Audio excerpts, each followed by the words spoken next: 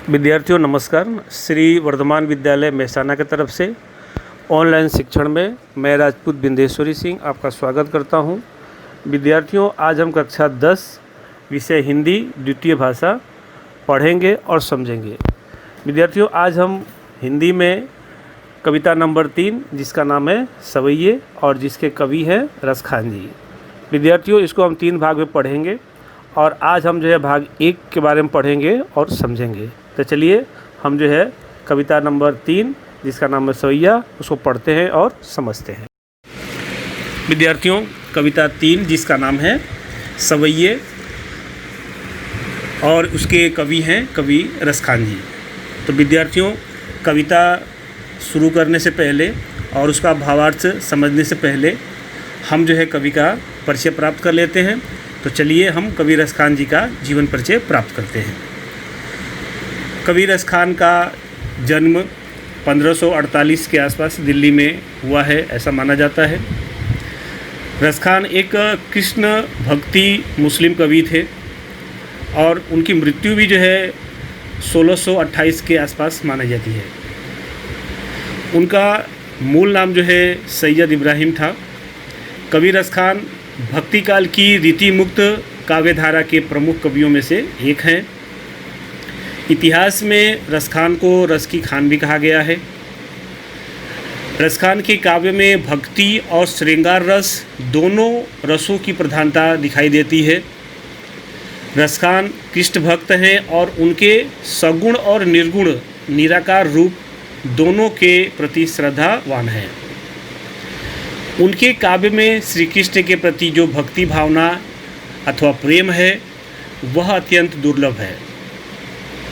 रसखान जी अपनी रचनाओं में कृष्ण को प्रेम करते हैं और निरंतर उनके रूप सौंदर्य, राधा कृष्ण प्रेम, गोपी कृष्ण प्रेम, उनकी बांसुरी, उनके कुंडल, उनके नेत्रों का वर्णन करने में मग्न रहते हैं। रसखान जी की प्रमुख 2 रचनाएं हैं सुजान रसखान और प्रेम वाटिका। ये उनकी जो है प्रमुख 2 कृतियां हैं। उनकी रचनाओं का संग्रह रसखान रचनावली में मिलता है। कृष्ण भक्त कवियों में रसखान जी का प्रमुख स्थान है। इन्होंने ब्रज भाषा का काफ़ी सरस और मनोरम प्रयोग किया है जिसमें कहीं भी शब्दाडंबर नहीं दिखाई देता है। इस प्रकार से विद्यार्थियों ये हुआ कवि रसखान जी का जीवन परिचय। तो चलिए अब हम जो है काव्य का पठन करते हैं और उसका भावार्थ समझते हैं।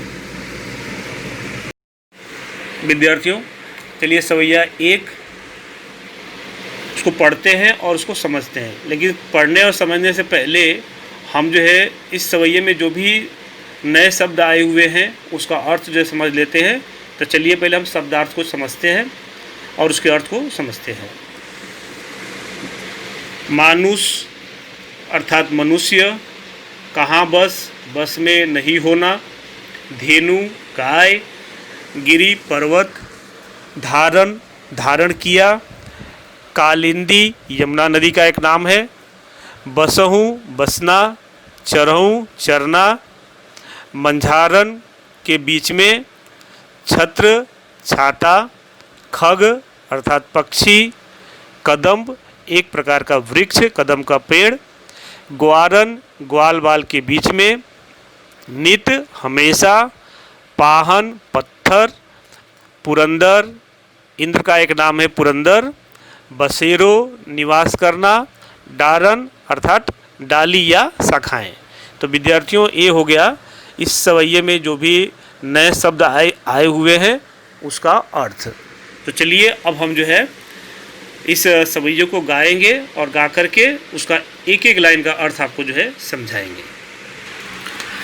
मानुष हो तो वही रस खान, बसहूँ संग गोकुल गाँव के ग्वारन, जो पशु हो तो कहाँ बसु मेरो, चरहूँ नीत नंद की धेनु मझारन, पाहन हो तो वही गिरी को जो कियो हरि छत्र पुरंदर धारण, जो खग हो तो बसेरो करहु मिली, कालिंदी कुल कदम्ब की डारन।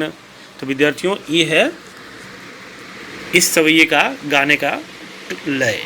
अब हम जो है एक एक लाइन को पढ़ते हैं और आपको समझाते हैं। सबसे पहले,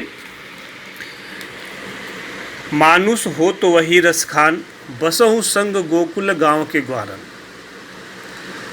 प्रस्तुत पंक्ति में कवि रसखान श्री कृष्ण एवं उनके गांव गोकुल वृक्ष के प्रति इतना लगाव का जो वर्णन उन्होंने किया है। ऐसा मानते हैं कि व्रज के कण-कण में जो है श्री कृष्ण निवास करते हैं और इसी वजह से अपने प्रत्येक जन्म में वह वृक्ष की धरती पर जो है अपना जन्म जो है लेना चाहते हैं। और इसीलिए कवि रसखान कहते हैं कि मानुष हो तो वही रसखान, बसहु संग गोकुल गांव के ग्वारन। और कवि रसखान जी कहते हैं कि यदि मेरा अगला जन्म यदि मनुष्य के रूप में होता हो तो गोकुल के ग्वालों के बीच में मेरा जन्म हो, ऐसी अपनी इच्छा प्रकट करते हैं। और कहते हैं, जो पशु हो तो कहाँ बस मेरो, चरऊँ नित नंद की धेनु मझारन। अर्थात कवि रसखान जी कहते हैं कि यदि मेरा अगला जन्म यदि पशु के रूप में होता हो तो वह गोकुल के गांवों के जो गाय हैं उन गायों के साथ जो है घूमना फिरना चाहते हैं। यानी अगला यदि जन्म यदि पशु के रूप में होता हो तो गाय के रूप में जन्म लेना चाहते हैं। पाहन हो तो वही गिरी जो, कियो हरि छत्र पुरंदर धारण। और कवि रसखान जी कहते हैं कि अगर मेरा जन्म जो है यदि पत्थर के रूप में होता हो तो मैं उस गोवर्धन पर्वत का पत्थर बनना चाहता हूँ जिसे श्री कृष्ण ने इंद्र के प्रकोप से बचने के लिए, गोकुलवासियों को बचाने के लिए उन्होंने अपनी कानी उंगली पर धारण किया था। तो मैं यदि पत्थर के रूप में मेरा जन्म होता है तो मैं गोकुल में गोवर्धन पर्वत का पत्थर बनना चाहता हूँ। जो खग हो तो बसेरो करहूँ, मिली कालिंदी कुल कदम्ब की डारन। और कवि रसखान जी कहते हैं कि यदि मेरा जन्म जो है यदि खग के रूप में होता है, पक्षी के रूप में होता है, तो वो यमुना तट के कदम के पेड़ के ऊपर जो है निवास करना चाहते हैं। और इस प्रकार से जो है वह यमुना नदी के कदम के पेड़ के डालियों के ऊपर निवास करना चाहते हैं। इस प्रकार से कवि हर जन्म में जो है वह ब्रज की भूमि के ऊपर जो है रहना चाहते हैं और अपने आने वाले जन्मों में भी वह ब्रज में अलग अलग रूपों में जन्म लेना चाहते हैं। तो इस प्रकार से विद्यार्थियों यहाँ पर जो है कवि रसखान ने व्रज के प्रति जो प्रेम है उस प्रेम को जो उन्होंने प्रकट किया है। तो विद्यार्थियों सवैया को पढ़ने और उसका भावार्थ समझने से पहले उसमें जो शब्दार्थ आए हुए हैं उसका अर्थ जो है समझ लेते हैं।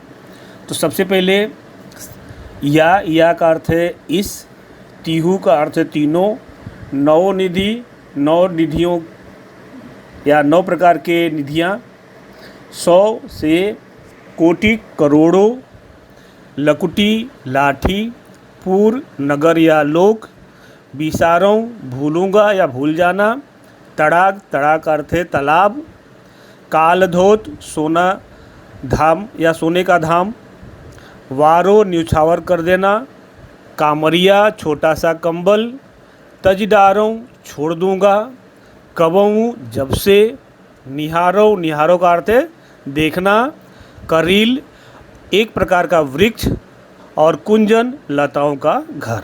तो विद्यार्थियों ये हुआ इस सवैये में जो शब्द आए हुए हैं उसका अर्थ। तो सबसे पहले इस सवैये को गाएंगे और उसके गाने का लय को समझेंगे। तो चलिए विद्यार्थियों, या लकुटी अरु कामरिया पर राज तिहु पुर को तजी डारऊँ, 8 सिद्धि 9 निधि के सुख नंद की गाय चराई बिसारऊँ, रस खान कबहूँ इन अखियन सो, व्रज के बन बाग तड़ाग निहारऊँ, कोटि क कल धोत के धाम करील के कुंजन के ऊपर वारहूँ। तो विद्यार्थियों, ये हुआ इस सवैये का गाने का लय। अब हम जो विद्यार्थियों आपको एक एक लाइन पढ़ेंगे और उसका अर्थ जो आपको समझाएंगे। तो चलिए। या लकुटी अरु कामरिया पर राज तिहु पुर को तजी डारों। अर्थात कवि रसखान कहते हैं कि वे श्री कृष्ण की लाठी और कंबल के लिए वो तीनों प्रकार का राज छोड़ देना चाहते हैं या न्यौछावर कर देना चाहते हैं। यानी प्रस्तुत जो कविता है, इसमें प्रस्तुत कविता में कवि रसखान भगवान श्री कृष्ण के संबंधित जो भी वस्तु है, जो सामान है, वो तमाम वस्तुओं से उनको इतना गहरा लगाव है कि उसको देखने के लिए या उसको प्राप्त करने के लिए वह संसार के सभी प्रकार के जो है वस्तुओं को और सभी प्रकार के सुख को जो है छोड़ देना चाहते हैं। और इसीलिए जो है कवि रसखान कहते हैं कि वे श्री कृष्ण की लाठी और कंबल के लिए तीनों लोकों का राजपाट तक जो है न्यौछावर कर देना चाहते हैं, छोड़ देना चाहते हैं। आठहूँ सिद्धि नौ निधि के सुख नंद की गाय चराई बिसारों।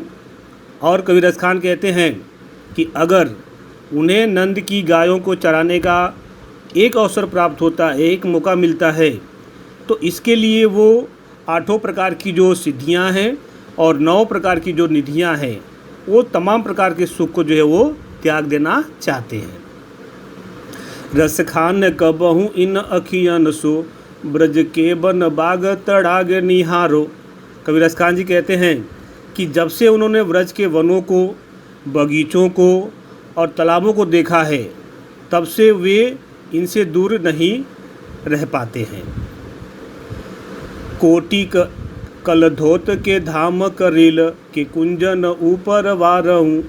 और कवि रसखान जी कहते हैं कि जब से उन्होंने करील की झाड़ियों को देखा है, उसके वन को देखा है, तब से वो इनके ऊपर करोड़ों सोनों के जो महल है, उस करोड़ों सोनों के महल को वह उसके ऊपर जो है न्यौछावर कर देना चाहते हैं।